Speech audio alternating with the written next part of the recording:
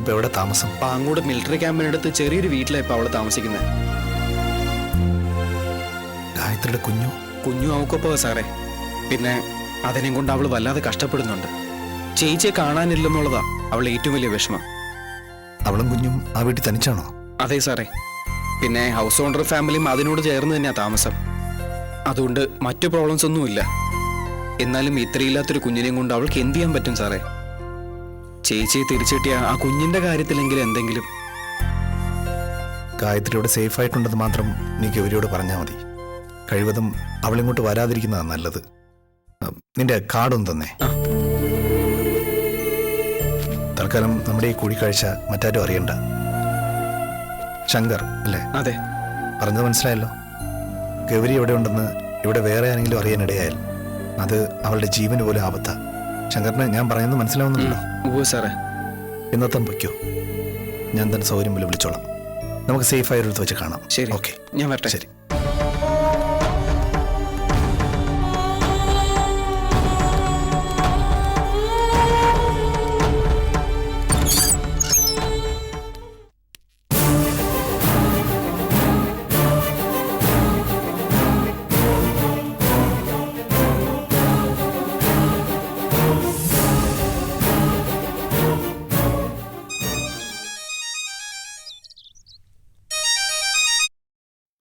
Hello Benny സാറേ, പറഞ്ഞോ. ആ, നീ തിരക്കിലാണോടാ? ഏയ്, നമുക്കെന്തോ തിരക്ക്. സാറ് കാര്യം പറ. ഒരു വിവരം കിട്ടിയിട്ടുണ്ട്. നമ്മൾ തിരഞ്ഞെടുന്ന ഒരാളില്ലേ, ആ ഗൗരിയും കുഞ്ഞും. ഗൗരിയും കുഞ്ഞെന്ന് പറയുമ്പോ അതൊരാളല്ലല്ലോ, രണ്ടുപേരല്ലേ? നീ തമാശകളാ എന്റെ ജോസൂട്ടി. ഇനി ഞാൻ പറയാൻ പോകുന്ന കാര്യം ശ്രദ്ധിച്ച് കേൾക്കണം. അവളും കുഞ്ഞും ഇപ്പോ പാങ്ങോട് മിലിറ്ററി ക്യാമ്പിനടുത്തുള്ളൊരു വീട്ടിലെ താമസം. അവിടെ വലിയ ആൾപ്പാർപ്പില്ലാത്ത ഏരിയയിലാ. ഒരു വലിയ പ്ലോട്ടിനകത്ത് ഒറ്റപ്പെട്ടൊരു വീട്. അവളും കുഞ്ഞും അവിടെ തനിച്ചുള്ളോ അതോ മറ്റാരെങ്കിലും ഉണ്ടോ? സഹായത്തിന് ഏതോ ഒരു പയ്യൻ ചുറ്റിപ്പറ്റി നടക്കണ്ടെന്ന് അറിഞ്ഞത്. പക്ഷേ മിക്കപ്പോഴും അവളും കുഞ്ഞും തനിച്ചാ അവിടെ ഉള്ളത്. അപ്പൊ നമ്മുടെ ജോലി എളുപ്പമായി. അല്ല, എങ്ങനെയാ നമ്മുടെ ടാർജറ്റ്? കുഞ്ഞിനെ മാത്രം മതിയോ അതോ പാക്കേജ് ആയിട്ട് തന്നെ വേണോ? അതിനാണെങ്കിൽ റേറ്റ് കൂടും കേട്ടോ. രണ്ടുപേരില്ലേ, തുക എത്ര കൂടും സാറേ? അതൊക്കെ നിന്റെ സൗകര്യത്തിന് വിട്ടു തന്നിരിക്കുന്നു. രണ്ടിനെയും കൂടിയാണെങ്കിലും നമുക്ക് സന്തോഷം. അതിനെ തുക നീ ഒരു പ്രശ്നമാക്കേ വേണ്ട. സംഗതി നടന്നിരിക്കണം. ദേ, എന്റെ കഴിഞ്ഞ തവണത്തെ കൂട്ട് സംഗതി അലമ്പാക്കി കളഞ്ഞേക്കരുത്. ഏയ്, അത് ഞാൻ ശ്രദ്ധിച്ചോളാം. ഈ പറഞ്ഞ കൂട്ടുള്ള സ്ഥലമാണെങ്കിൽ ടീമിനെ കൂടാതെ ഒറ്റയ്ക്ക് ഓപ്പറേറ്റ് ചെയ്യുന്നത് നല്ലത്. അതൊക്കെ നിന്റെ ഇഷ്ടം. അധികം വെച്ച് താമസിപ്പിക്കണ്ട. ഓക്കെ ബെന്നി സാറേ, ആദ്യം ഞാൻ സ്പോട്ട് ഒന്ന് മാർക്ക് ചെയ്യട്ടെ. അത് കഴിഞ്ഞാൽ പിന്നെ പണി എളുപ്പമാണല്ലോ. ശരി, ഞാൻ നോക്കിയിട്ട് വിളിക്കാം. പിന്നെ കുറച്ച് കാശിങ് എത്തിക്കണം. ശരി, ഓക്കെ, ഞാൻ വിളിക്കാം.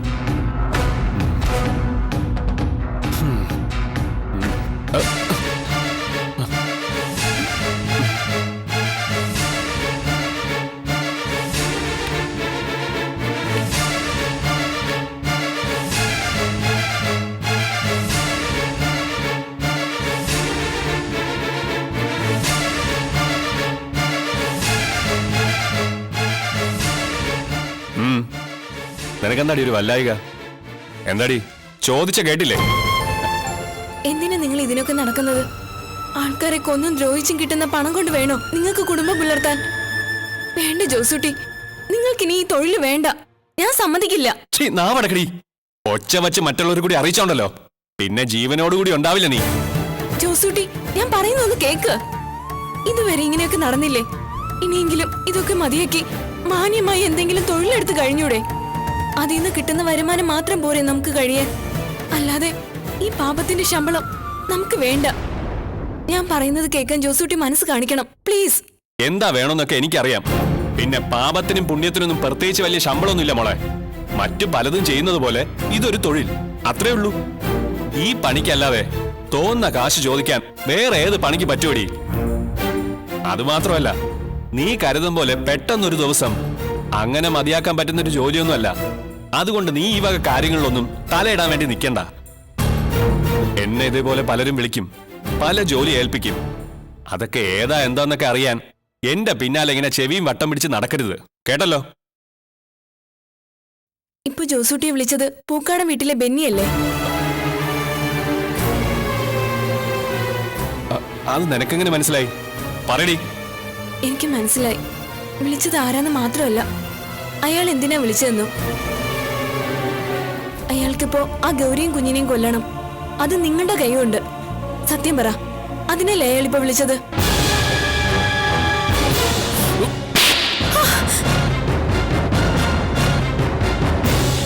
മിണ്ടിപ്പോകരുത്. നീ ഒന്നും കേട്ടിട്ടുമില്ല, അറിഞ്ഞിട്ടുമില്ല. മനസ്സിലായല്ലോ? ഇതേപ്പറ്റി ആരോടെങ്കിലും ഒരക്ഷരം പറഞ്ഞു എന്നറിഞ്ഞാൽ പിന്നെ അതുങ്ങളുടെ രണ്ടെണ്ണത്തിനും കൂടെ നിന്റെയും കൂടി അങ്ങ് ബുക്ക് ചെയ്യും ഞാൻ. പറഞ്ഞതുപോലെ ചെയ്യുന്നവനാണ് ജോസൂട്ടിന്ന് അറിയാലോ. അരുത്, നിങ്ങളത് ചെയ്യരുത്. കർത്താവിനാണത് ചെയ്യരുത്. ഞാൻ നിങ്ങളുടെ കാല് പിടിക്കാൻ ജോസൂട്ടി.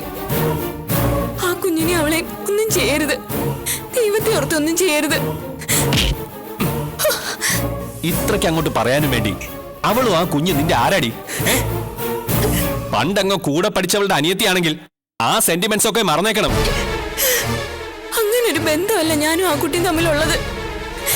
നിങ്ങൾ കൊല്ലാൻ നടക്കുന്ന ആ പിഞ്ചു കുഞ്ഞ് ഈ വീട്ടിന്റെയും കൂടി അവകാശിയാ. അതുകൊണ്ട് ദൈവം ഇത് അതിനെ ഉപദ്രവിക്കരുത് ജോസൂട്ടി. എന്താ എന്താ നീ പറഞ്ഞത്? തെളിച്ച് പറയടി. എന്ത് ബന്ധം ആ കുഞ്ഞു ഈ വീടുമായിട്ട്?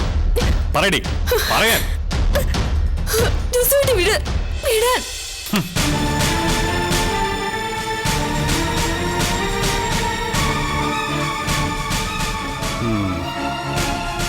ആ കുഞ്ഞിന് ഈ വീടുമായി ബന്ധമുണ്ട്. അതിനെ കൊല്ലാൻ പൂക്കാടൻ ബെന്നി കാശ് മുടക്കുന്നു. കൊള്ളാം. ഇപ്പൊ കാര്യങ്ങളൊക്കെ ഏകദേശം ജോസൂട്ടിക്ക് മനസ്സിലാവുന്നുണ്ട് മോളെ. അറിയാതെ ആണെങ്കിലും നീ ഇപ്പൊ ചെയ്തെന്ന ഒരു ഉപകാര. ഇനി ഞാൻ ഇത് വെച്ചൊരു കളി കളിക്കുന്നുണ്ട്. വേണ്ട ജോസൂട്ടി, ഞാനാ പറയുന്നേ. മിണ്ടിപ്പോരുത് നീ. ഇച്ചായം പറഞ്ഞതൊക്കെ മോക്ക് ഓർമ്മ വേണം കേട്ടോ.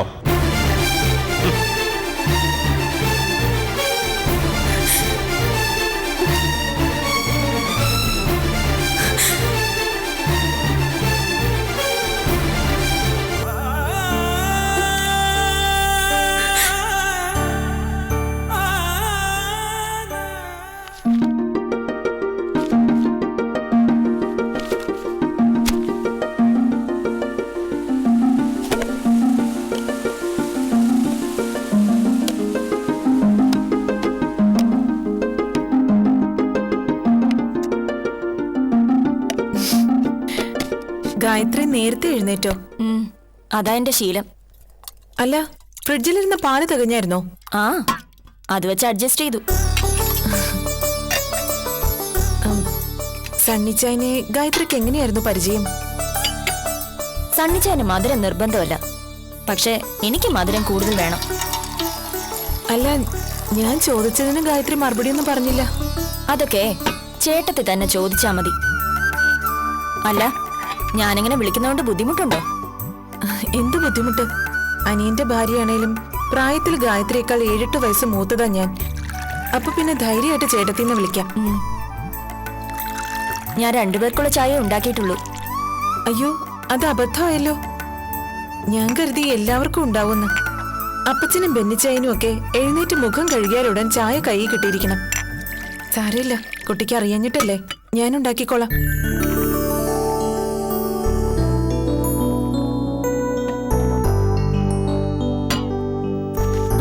അയ്യോ കുട്ടി, പത്രം എടുക്കരുത്. അത് അപ്പച്ചനുള്ളതാ. ആദ്യം അപ്പച്ചൻ പത്രം വായിച്ചിട്ടേ മറ്റുള്ളവർ വായിക്കാൻ എടുക്കൂ. അതാ പണ്ടേ ഉള്ള ശീലം. അതെന്താ? പത്രം മറ്റൊരാൾ ആദ്യം വായിച്ചെന്ന് കരുതി ഇതിലെ അക്ഷരം മാഞ്ഞു പോകുന്നുമില്ലല്ലോ. ഞാനിത് എടുത്തു പോയില്ലേ, ഇനി വായിച്ചിട്ട് തരാം. അല്ല ഗായത്രി, അത്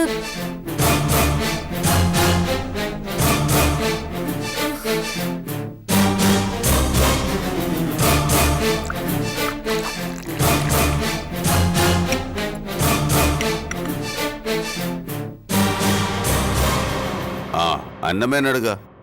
അമ്മച്ചി രാവിലെ പള്ളി പോയേക്കുവാ. ഓ, രാവിലെ തന്നെ വെച്ച് പിടിച്ചോള്. മൂത്ത മോനും പുതിയ പെണ്ണിനും വേണ്ടി മുട്ടിപ്പായി പ്രാർത്ഥിക്കാനായിരിക്കും. അല്ലയോടി സുസമോ? നടക്കട്ടെ നടക്കട്ടെ. അവളിനി മുള്ളേ നിന്ന് വിളിച്ചു ചൊല്ലി പ്രാർത്ഥിച്ചാലും കാര്യമൊന്നുമില്ലടി കൊച്ചേ. അതുങ്ങളുടെ കാര്യത്തിൽ കർത്താവിന് മുന്നേ ഞാൻ ചില തീരുമാനങ്ങൾ എടുക്കും. അത് വിട്. അതൊന്നും നിന്നോട് പറഞ്ഞിട്ട് കാര്യമില്ലെന്ന് എനിക്കറിയാം. പത്രം എവിടെ? അത് എന്നതാ ഇന്നിവിടെ പത്രം വന്നില്ലേ? അത് പിന്നെ അപ്പച്ച, നിന്ന് താളം തല്ലാതെ കാര്യം പറയടി. പത്രം ആ കൊച്ചു വായിക്കാൻ എടുത്തോണ്ട് പോയി. ഏത് കൊച്ച്?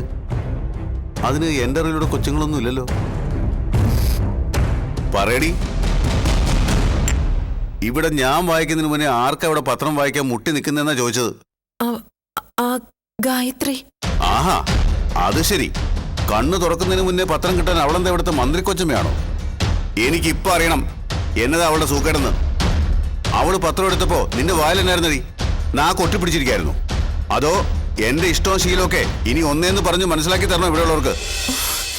എന്നതാടി ചോദിച്ചു കേട്ടില്ലേ? അതോ അമ്മച്ചിയും മോളും കൂടി ചേർന്ന് അവക്ക് പച്ചക്കൊടി വീശുകയാണോ? അയ്യോ അപ്പച്ച, ഞാനൊന്നും ചെയ്തതല്ല. പേപ്പർ എടുത്തപ്പോ ഞാൻ ആ കുട്ടിയോട് കാര്യം പറഞ്ഞതാ. എന്നിട്ട് എന്നതാ കൊച്ചമ്മയ്ക്ക് അത് തലേ കയറിയില്ലേ? എന്നാ പറഞ്ഞെന്ന് പറയടി അവള്. അത് പിന്നെ ആദ്യം ഒരാൾ വായിച്ചെന്ന് കരുതി എന്നാ കുഴപ്പമൊന്ന് ചോദിച്ചു. ആഹാ, കുഴപ്പം എന്താന്ന് ഞാൻ പറഞ്ഞു കൊടുക്കാം അവൾക്ക്. എന്റെ വീട്ടിൽ വലിഞ്ഞു കയറി വന്നിട്ട് എന്നെ ഭരിക്കാൻ വരുന്നു ഒരുമ്പെട്ടവള്. അവിടെ സൂക്കേട് ഇന്ന് ഞാൻ മാറ്റി കൊടുക്കുന്നുണ്ട്. അയ്യോ വേണ്ട അപ്പച്ച, രാവിലെ തന്നെ അതിന്റെ പേരും പറഞ്ഞ ഒരു വഴക്ക് വേണ്ട. അപ്പച്ചന്റെ ശീലങ്ങളൊന്നും അവൾക്ക് അറിയാഞ്ഞിട്ടാവും അങ്ങനെ ചെയ്തത്. നാളെ മുതൽ അതൊന്നും ആവർത്തിക്കാതെ ഞാൻ ശ്രദ്ധിച്ചോളാം. അപ്പച്ചൻ കർത്താവിനെ ഓർത്ത് ഞാൻ പറയുന്നതൊന്ന് കേൾക്ക്. അങ്ങനെ നീ എന്നെ തണുപ്പിക്കാനൊന്നും നിൽക്കേണ്ട സൂസമോ. നാളെ മുതൽ ആവർത്തിക്കാതിരിക്കാൻ അവനെ അവളുടെ കെട്ടിയോനെയും ഇവിടെ സ്ഥിരമായി വാഴിക്കാനൊന്നും ഞാൻ ഉദ്ദേശിച്ചിട്ടില്ലെങ്കിലോ. ഒരു വനിതാ കമ്മീഷന്റെയും പോലീസുകാരുടെയും ബലത്തില് അവനും അവളും എന്റെ കുടുംബത്തിൽ ചുരുണ്ടുകൂടാന്ന് മോഹിക്കുന്നുണ്ടേല് അത് വെറുതെ അടിവച്ചേ. നിങ്ങളൊക്കെ കരുതും പോലെ എന്റെ മോന്റെ ഉമ്മാക്കി കണ്ട് മൂക്കെ പണിച്ച് കിടക്കുമെന്നല്ല ഞാൻ. എന്റെ ആജന്മ ശത്രുവിന്റെ മോളുടെ കയ്യും പിടിച്ച് കേറി വന്ന എന്റെ പുന്നാര മോനുണ്ടല്ലോ, ആ പരീക്ഷ ഏതറ്റം വരെ പോകുമെന്ന് എനിക്കറിയണം. അതിനുവേണ്ടി മാത്രമാ പൂക്കാരന് ഈ ന്യൂട്രൽ ഗിയറെ നിൽക്കുന്നേ. അല്ലാതെ അവൻ കരുതും പോലെ കളക്ടറെന്നും കമ്മീഷണറെന്നൊക്കെ കേട്ടപ്പോ പേടിച്ച് മുണ്ടേ മുള്ളാൻ പൂക്കാരന് ഇനി രണ്ടാമത് ഒന്നുകൂടി ജനിച്ചു വരണം. കേട്ടോടി സൂസമോ? അതുകൊണ്ട് അവർക്ക് വേണ്ടി ഓശാന പാടാനും കുട പിടിക്കാനും വല്ല പ്ലാനും മനസ്സിലുണ്ടേല് അത് മുളയിലെ അങ്ങ് നുള്ളിയേക്കണം. പള്ളിയിൽ നിന്ന് വരുമ്പോ അവളോടും പറഞ്ഞേക്കണം. അപ്പച്ചൻ എന്നത്തിന് എന്നോട് ഇങ്ങനെയൊക്കെ പറയുന്നേ? അങ്ങനെയൊന്നും ഞാൻ മനസ്സിൽ പോലും ചിന്തിച്ചിട്ടില്ല. എന്നാ നല്ലത്. പത്രം വീണല് ഞാൻ ഇപ്പൊ തന്നെ. എന്റെ പട്ടിക്ക് വേണം അവളുടെ എച്ചില്.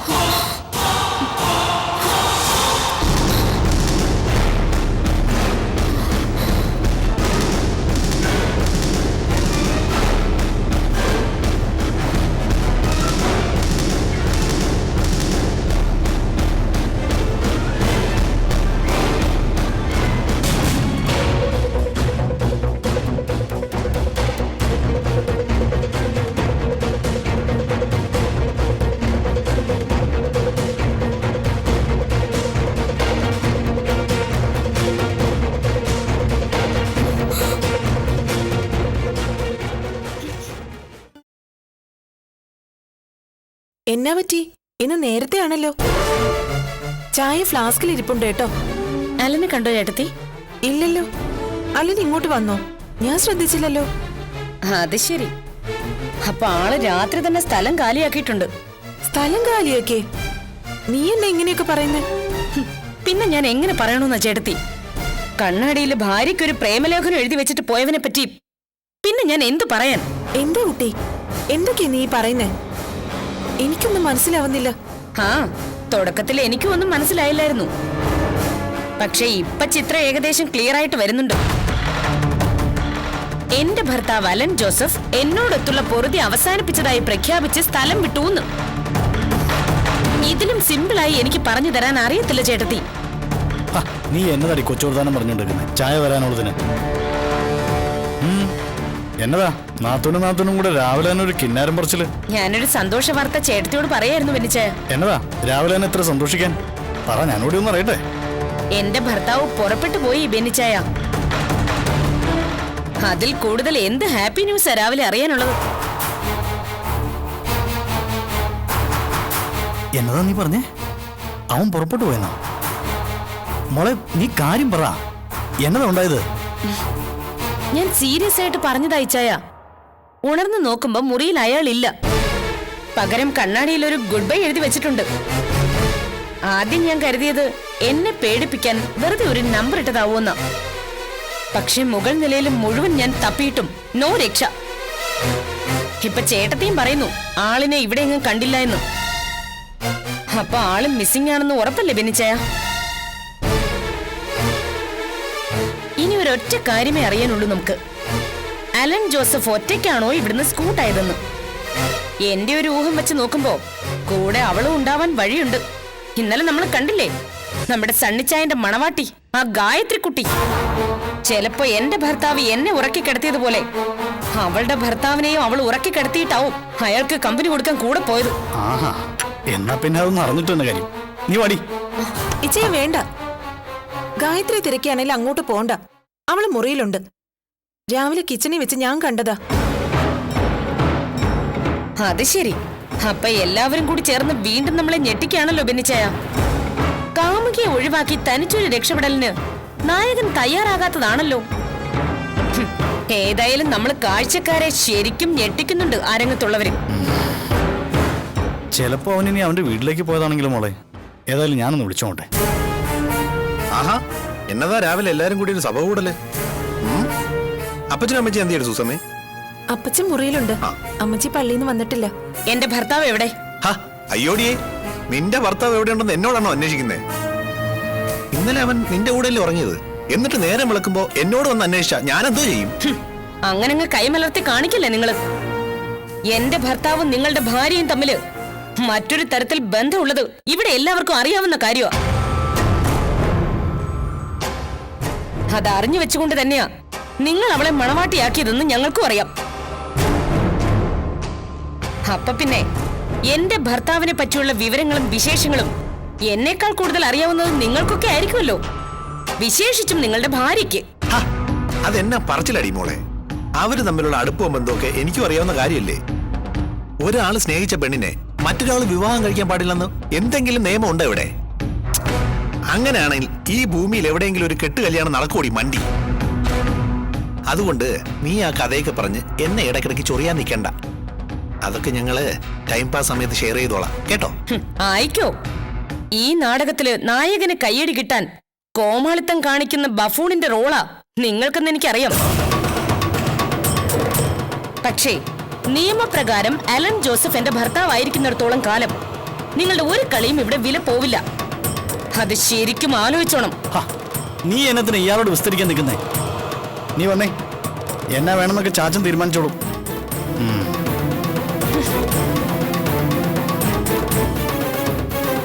എന്നതാ സൂസമ്മേ, എന്നതാ പ്രശ്നം? എനിക്കറിയില്ല സണ്ണിച്ചായ. അലൻ ഗുഡ് ബൈന്ന് എന്തോ എഴുതി വെച്ച് എങ്ങോട്ടോ ഇറങ്ങിപ്പോയെന്ന്. അതിന്റെ ഹാലിളക്ക ഇവിടെ നടക്കുന്നത്. ഇനി അപ്പച്ചൻ അറിയുമ്പോ എന്നതൊക്കെയാ ഇവിടെ നടക്കാൻ പോകുന്നെന്ന് എനിക്കറിയില്ല എന്റെ കർത്താവേ.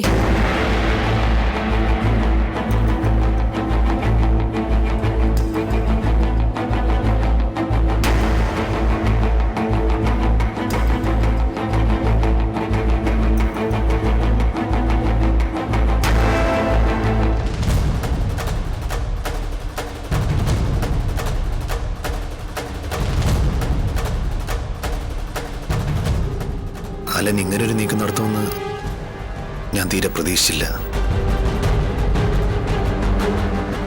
എന്നാ താനൊന്നും മിണ്ടാത്തത്? അലൻ പോയതിൽ ഗായത്രിക്ക് വിഷമമൊന്നുമില്ലേ? അയാൾക്ക് പോകണമെന്ന് തോന്നി, അയാള് പോയി. അതിന് ഞാനെന്തിനാ വിഷമിക്കുന്നത്? അല്ല, ഞാൻ ഉദ്ദേശിച്ചത് ആരോടും പറയാതെയുള്ള അലന്റെ ഈ പോക്കിൽ ഒരു പരിധിവരെ നമ്മൾ ഉത്തരവാദികളല്ലേ ഗായത്രി? അത്രയ്ക്ക് അയാളെ നമ്മൾ വേദനിപ്പിച്ചു. എനിക്കിപ്പോ അങ്ങനെയാ തോന്നുന്നത്. അല്പം ക്രൂരമായിപ്പോയി. അങ്ങനെ ഒരു തോന്നലേ എനിക്കില്ല. ഞാൻ അയാളെ വേദനിപ്പിച്ചതിന്റെ എത്രയോ ഇരട്ടിയാണ് അയാൾ എനിക്ക് തന്ന വേദന. അതുകൊണ്ട് അങ്ങനെ ഒരു കുറ്റബോധം എനിക്ക് തോന്നുന്നുമില്ല.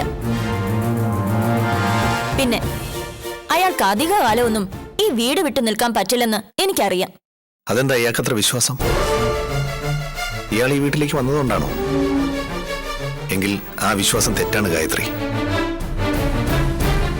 താനിവിടെ വരുന്നതിന് മുമ്പുള്ള അലന്റെ ജീവിതം ഏറെക്കുറെ അടുത്തു നിന്ന് കണ്ടവനാണ് ഞാൻ. പൂക്കാടൻ പൗലോസിന്റെ പണവും പ്രതാപവും പിന്നെ ആ മകളും അടക്കം ഈ വീട്ടിൽ അലനെ മോഹിപ്പിക്കുന്നതായി ഒന്നും ഉണ്ടായിരുന്നില്ല. അവന്റെ മനസ്സിൽ അല്പമെങ്കിലും ബാക്കിയുണ്ടായിരുന്ന ആഗ്രഹം ഗായത്രിയായിരുന്നു. മറ്റുള്ളവരുടെ കണ്ണിൽ എന്റെ ഭാര്യയായി താനിവിടെ വന്നു കയറിയത് മുതൽ ആ ഇഷ്ടവും അവന്റെ മനസ്സിൽ നിന്ന് മാഞ്ഞിട്ടുണ്ടാവും. ഇനി ഈ വീട്ടിലേക്ക് അലനൊരു മടങ്ങിയവരുണ്ടാവില്ലെന്ന് എനിക്കുറപ്പാണ്. എന്നാ എനിക്ക് ഉറപ്പുണ്ട് അയാൾ മടങ്ങി വരുമെന്ന്. ഈ വീടും അയാളും തമ്മിൽ അത്ര പെട്ടെന്ന് മുറിച്ചെറിയാൻ പറ്റാത്തൊരു ബന്ധമുണ്ടെന്ന് മറ്റാരെക്കാൾ നന്നായിട്ട് അയാൾക്കറിയാം.